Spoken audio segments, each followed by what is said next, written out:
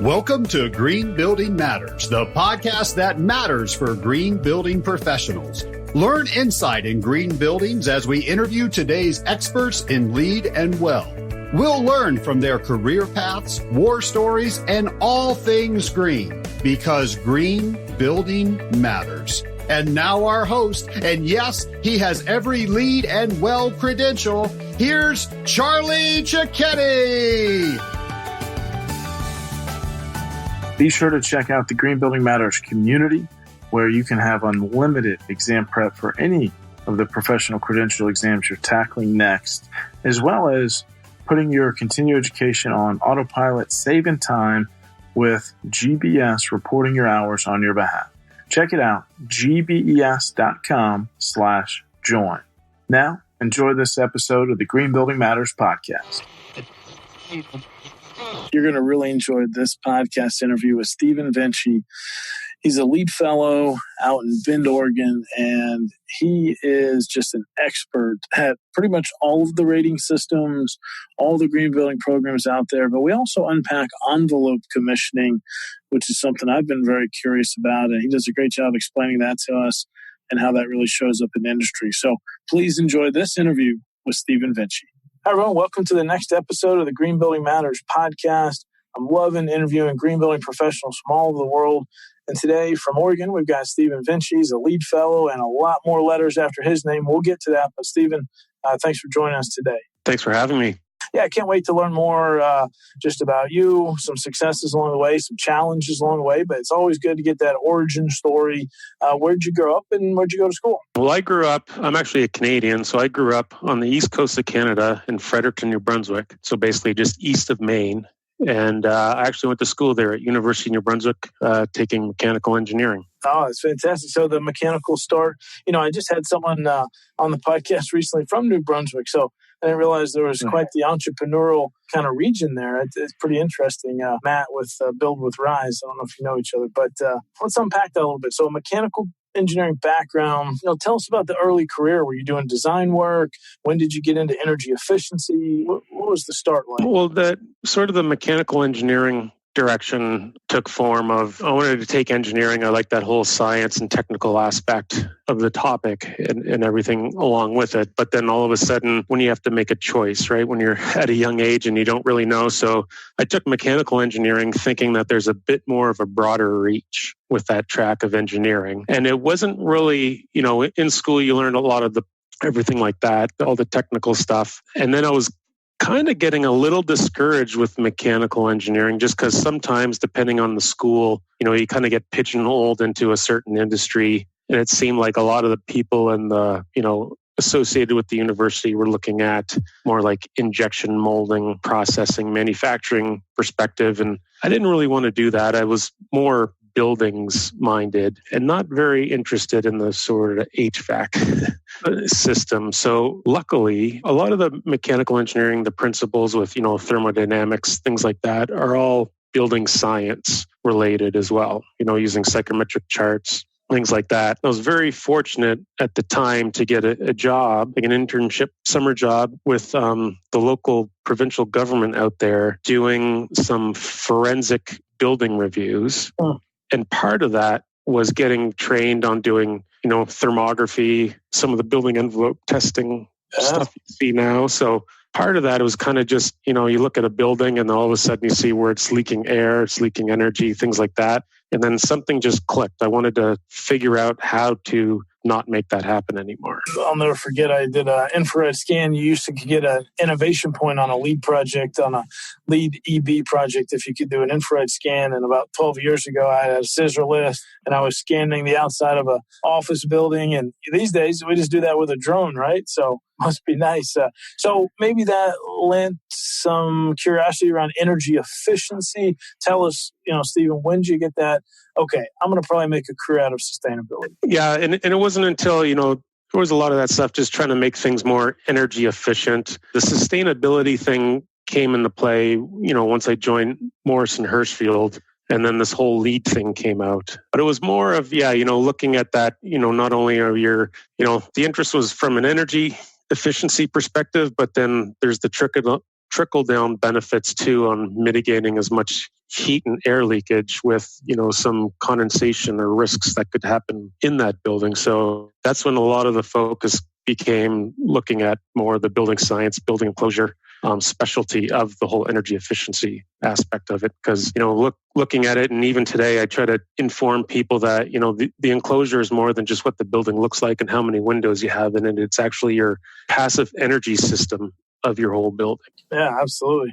You got to look at it from a lot of different perspectives, and I can't wait to hear more in a minute what you're doing with your team there at Morrison Hershfield. But I've got to ask, any mentors along the way or anyone you looked up to, like, who is either kind of a role model or a mentor as you kind of grew your career? I mean, there's quite a few. I don't think there's specifics, but, there's just being at a multidisciplinary firm, you get to work with a mixed bag of specialists, right? Who are, highly regarded and specialists in their own fields, and just to get some of their feedback on a few things, but even just to hear, their thought process and things like that, and how you could apply that as well with what you're doing. From a sustainability perspective, I would say, back in, let's say 2002, 2003, LEED first just came across the border into Canada. So I was actually brought on. We had an internal, we call it the MH Green team, and it was led by Mark Lusick, who's our director of sustainability.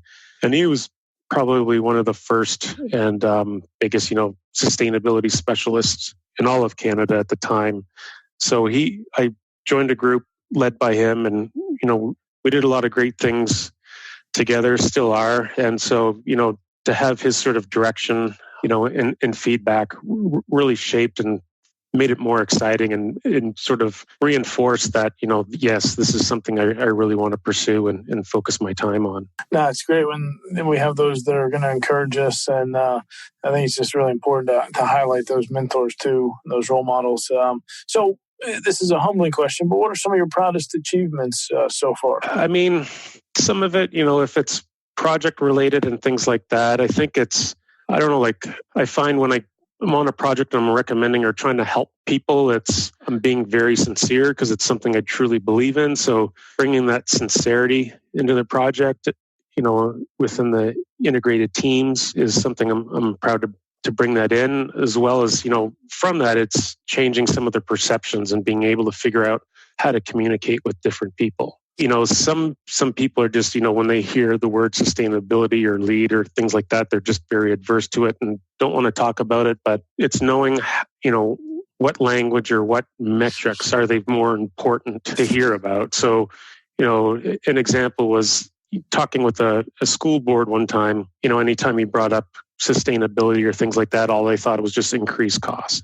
Right. So being able to relate that to actual cost savings and relating it to, saying like, here's the return on investment of doing a few of these measures. And what this equates to is the salary of 2 teachers, every 3 years. And the light bulb goes off. Oh, I've made a good connection.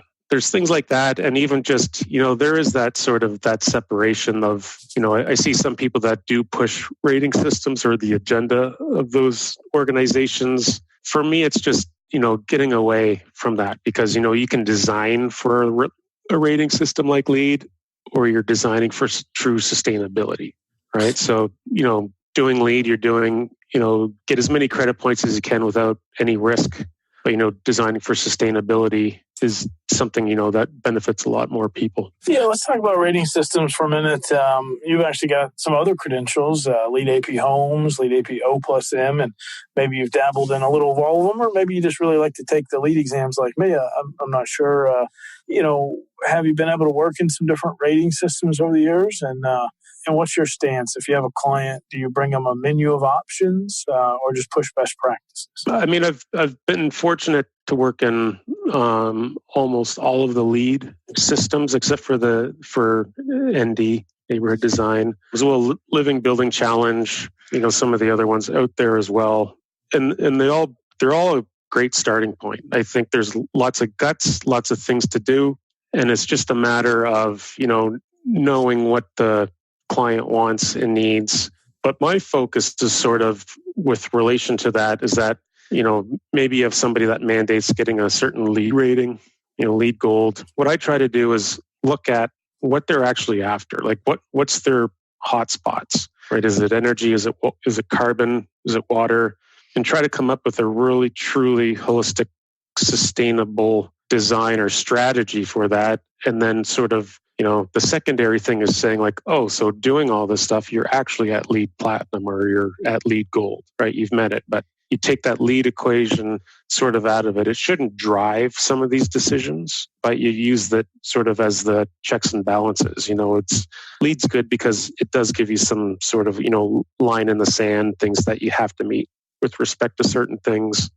The one thing that's a little irritating is that you have some people that want to do all this holistic stuff and you get into it and then, they use terms like LEED shadow or LEED like.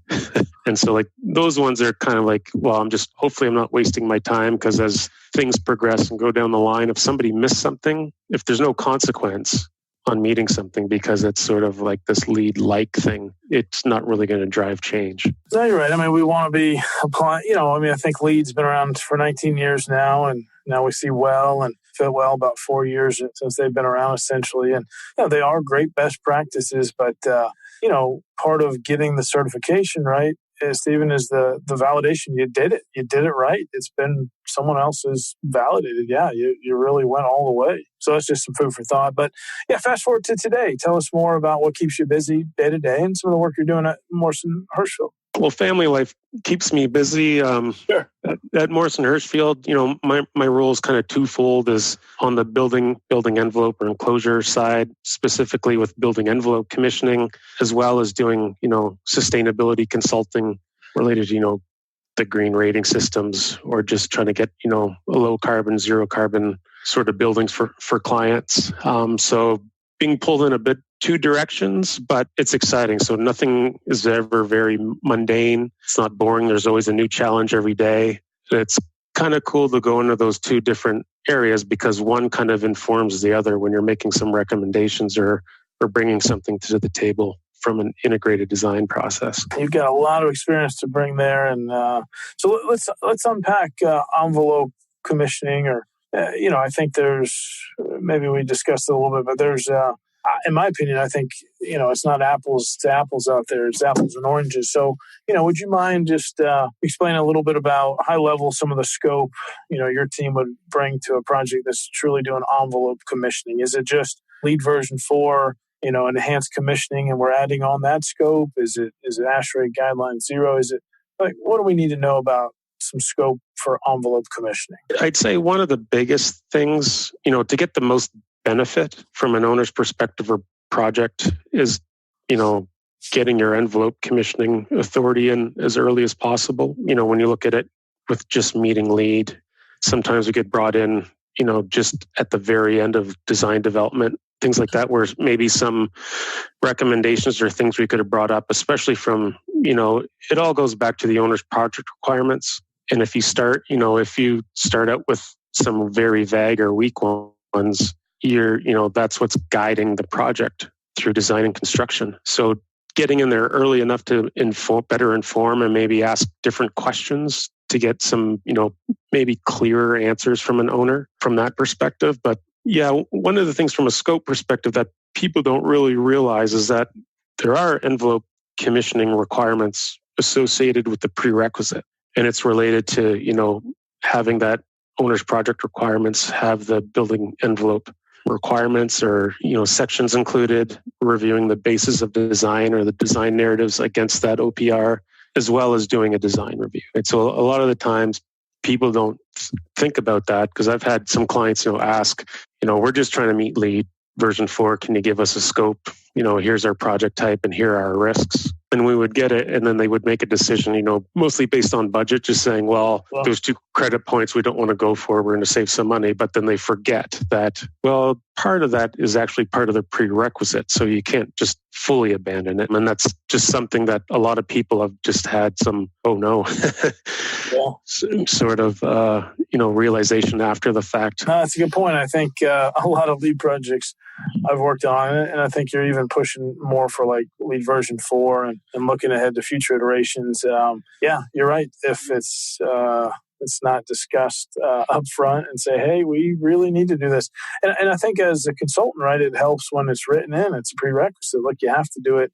You can't take it off of the list. We've got to do it. Yeah. And also just part of that too is just, from that, the biggest benefit too is, when you're thinking of whole building commissioning, the mechanical electrical systems, after they're installed, there's lots of, testing, balancing. You can fine tune that stuff. But when you can't with the building envelope, or else you're going to be spending a lot of money, redoing construction, my recommendation is to focus on, I know LEED only requires one design review, but you might want to add in a few more because you want to get that design right? Our philosophy is, making sure the design is right. It's going to perform what as the owner wants it to perform and where it is, in relation to climate zones, things like that. And, in construction, you're doing the site reviews and even the testing. And to me, that's to confirm the performance that you're getting from that design. You can't just hope you're going to correct or come up with a detail or something like that as construction starts, or else, some of those costs you may have saved from a design review are going to escalate. Right. That's a great pro tip. I really agree with that. I think sometimes the peer reviews or even the commissioning work later, it's like, oh, you're creating more work for me. But no, it's, well, let's not have warranty calls. Let's not have lawsuits. Let's have a great building here. Let's get it right now and peer review or commissioning. So one more question on the envelope side. Do you send someone out to witness parts of the installation? Is it really focused more on mock-ups? Is it window testing later? I mean, if you could take it one step further, what's a really good envelope project look like? You've done very thorough peer reviews on the design side, but what about in the field? Is there a lot of witnessing of the assembly happening? Yes. Yeah. And so you can do, projects take two different ways where, maybe they will have a standalone mock-up. So we can go and maybe do some early testing and maybe get some of the other testing, compatibility of membranes or sealants on different substrate tests, out of the way early as part of that mock-up testing. Or, sometimes they'll do like an in situ, like, a first install. And so, we're not out there witnessing 100% of the install. And even a lot of times you don't need to witness 100% of the tests, depending on, what type of project it is and what the risks are. But at the very least, you want to get out there. If you have a building with 3 different sort of envelope or cladding types, you have a curtain wall, opaque wall, and maybe something totally different. You want to make sure you get out there for, those first in place installations to witness those installations going and then how they tie into the adjacent materials or the adjacent system. You want to focus on those. And then a lot of the other times, we try to look at a building, look at how many critical areas there are. And if there's 5, then we'll at least want to get out there for those 5 critical areas. And then maybe there's a few extra site reviews to do just, as part of ongoing construction and maybe one, as a closeout. But they all vary. And a lot of the times what we do is we're very cognizant that different owners have different budgets. So we try to look at what building type there is and where is the best place to put the scope. Sure. That makes sense. I mean, it's there's always the budgets and the cost. And at the same time, like, hopefully you push back and say, hey, don't cut this. We need to be here. Let me ask one more envelope question, if that's okay, and then we'll move on. I'm just fascinated by it. One of my early mentors when I was in construction, he actually built Petronas Tower number 2 at one time, one of the tallest buildings in the world. And he told me the story where they were running 2 shifts, around the clock, 24/7. And when it came to the window installation, they recorded at the time with VHS the exact process, really good training. And anyone that came on that project site, and this was a long time ago, had to watch these videos, had to really get up to speed on the precise installation technique. So is that happening in our construction? Are we doing a better job with training as new workers are coming around, or we're not there yet?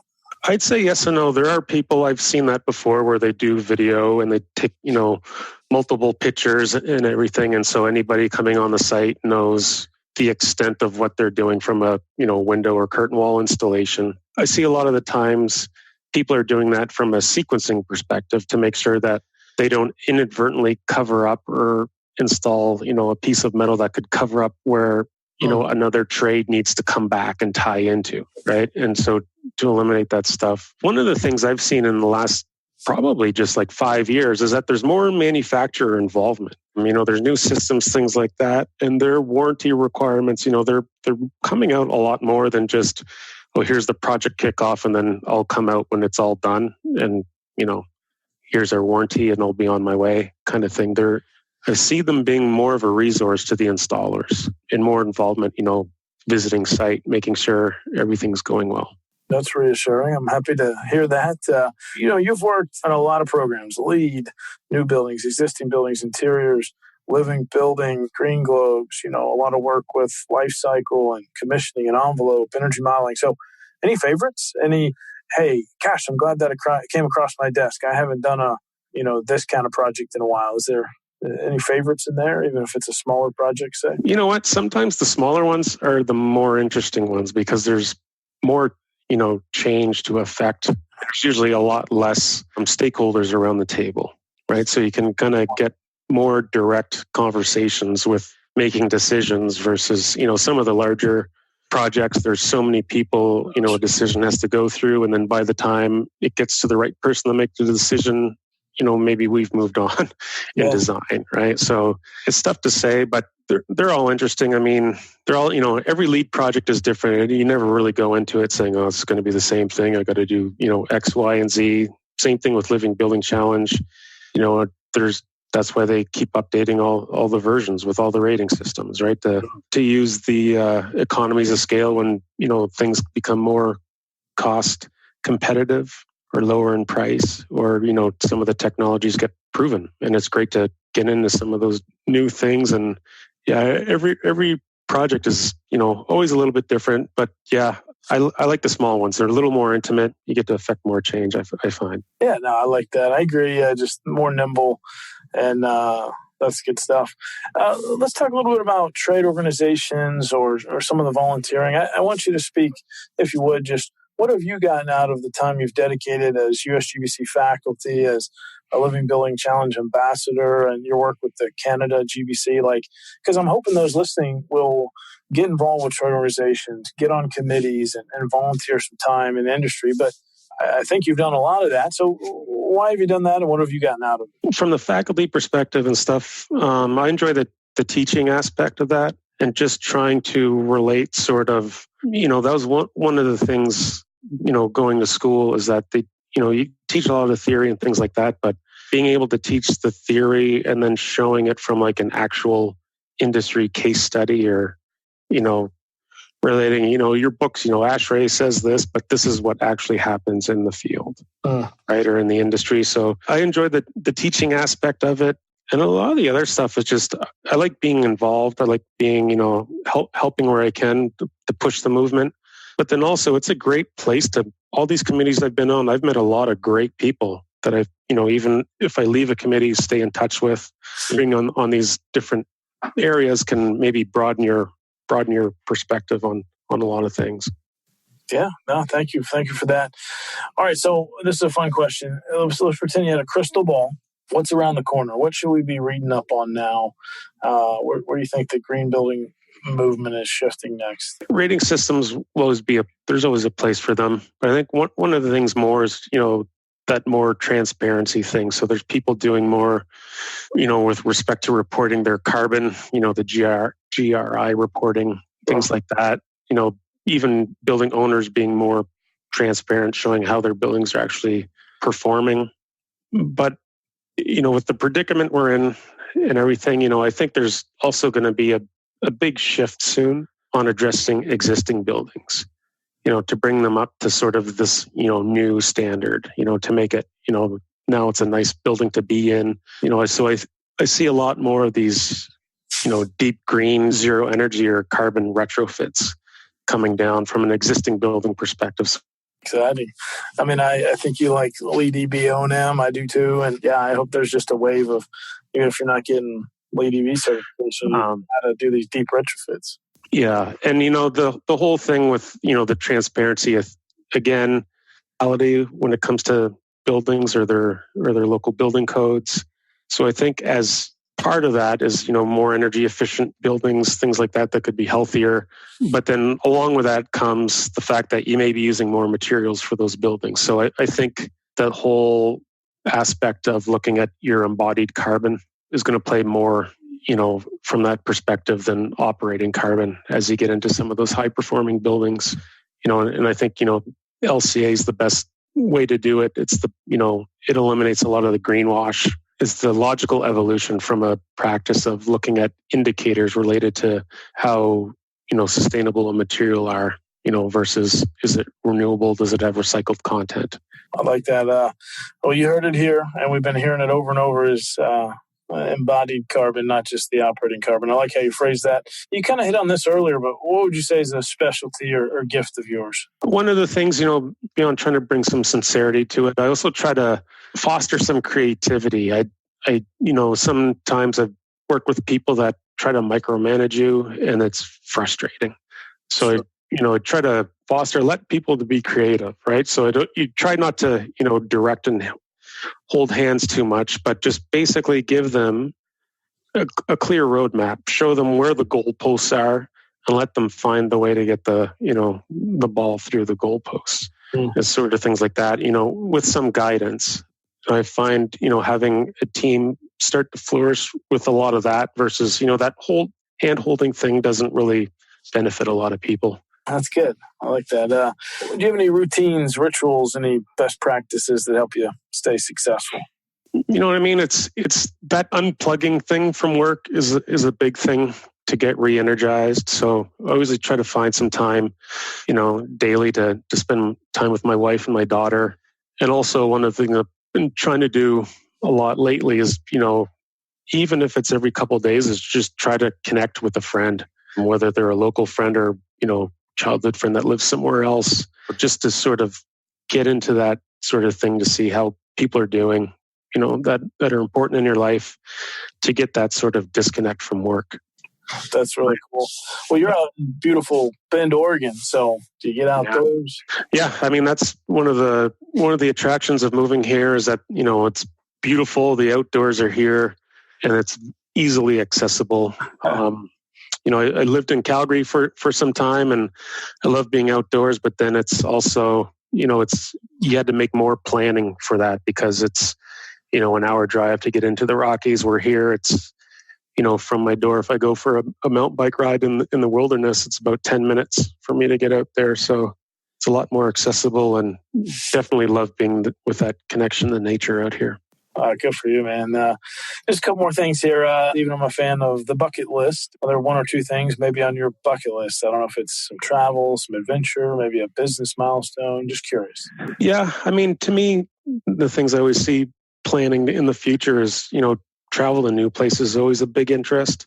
I've been fortunate enough to travel to quite a few places, but one place I haven't really been able to get to and explore around or have any adventures in is down in, I'd say South America. I've been to Colombia, but that was more work related. So I always have an interest in maybe exploring whether it's Uruguay or Chile or even Argentina. Not so much in the city centers, but out in the wilderness there as well. Love it. How about books? Do you listen to books? Do you like to pick up a hard copy? Is there a book you'd recommend? Yeah, I'm big on having something tangible in my hands to read. I'm not big on the Kindle readers or the reading something on an iPad. So yeah, I usually go through books. I tend to get through them slowly because it always seems like I have a few on the go. I tend to almost have a cycle where I try to read something related to like an outdoor adventure, right? Like nonfiction related kind of thing, or something related to the industry, whether it's sustainability or buildings or architecture. And that could be either, a technical book or something related on theory. And then just to, clear all that out of your head is just, something fun and fictional. So, right now, the 3 books that are collecting a bit of dust, but I've been trying to work through on my desk are, that How Buildings Learn by Stuart Brand, which is sort of my, industry related one I'm trying to get through right now. I've been reading up on The Wave, which is a book about some of these crazy big wave surfers, how they travel around the world looking to, surf something that's 100 feet tall. Oh, And then the sort of the guilty pleasure stuff is, going through a book by Chuck Palahniuk right now. It's called Make Something Up, Stories You Can't Unread. Okay. Some of that stuff is pretty funny. It's kind of along the lines of that sort of dark humor kind of thing. Oh, thanks. That's cool. I'm going to put those links in the podcast show notes here. So everybody check out these books. It sounds like there's some fun ones in there. So, Stevan, you got an awesome career here in the green building movement. Anything you wish you'd have known a little earlier in your career, or any just words of encouragement here for someone jumping in right now? What I'd say is sort of do it if it's a personal passion or interest. I wouldn't just go into something just thinking that, maybe I can get a job in it. If it's not interesting personally, I don't think you'll ever hit your potential. So I always try to tell people to find what your passion is in it. And it's so, the green building industry, it's so broad. There's so many different roles within it. So don't just take, what's available. Look, if you're passionate about sustainability, but maybe not in a certain role, look for other roles, and it's always sort of that one thing I try to go through with some junior staff is, it's that whole adage of success only comes before work in the dictionary kind of thing. So it's, you got to put in the work to become successful. And part of it is, you see these people wanting to become specialists in certain things, and it's telling them you got to work. You're not going to become a specialist working between the hours of 9 and 5. It's something that you have to be passionate in, that, you participate in industry things that are after hours, or you're reading up on different things to keep up on everything. Thing would be is just, as you're young and you're exploring this, you have a new set of eyes, new set of ears, ask lots of questions. It's also this thing like, how can what you're going to be doing, how can you get more things to scale up? Are you working to this to have it? Is it better to have a handful of buildings or companies that are doing net zero perfectly? Or is it better to have, 1 million of buildings doing something not so perfect? What's going to affect the most change? I love it. No, it's some really good sage advice, because a lot of our listeners, they're just now getting into the movement, or like I told you, some have been doing it a long time and they need that second spark. And Stevan, I think you've given us that today, because this has been a lot of fun. And I just want to say thanks for being on the podcast. This is Stevan Vinci, lead fellow and principal, senior sustainability and building science specialist at Morrison Hershfield, and he gets outdoors there in Oregon. So, Stevan, thanks so much. Oh, thank you. This was fun. I just want to say thank you to our loyal listeners. We actually are celebrating over 1 year here on the Green Building Matters podcast. Me and the entire team were stoked and just so glad you continue to listen every Wednesday morning to a new interview with a green building professional here in this industry, or just some pro tips that we want to make sure that you are getting straight from us, straight to you. Thank you for listening to this episode of the Green Building Matters podcast. At gbes.com, our mission is to advance the green building movement through best-in-class education and encouragement. Remember, you can go to gbes.com/podcast for any notes and links that we mentioned in today's episode. And you can actually see the other episodes that have already been recorded with our amazing guests. Please tell your friends about this podcast. Tell your colleagues. And if you really enjoyed it, leave a positive review on iTunes. Thank you so much, and we'll see you on next week's episode.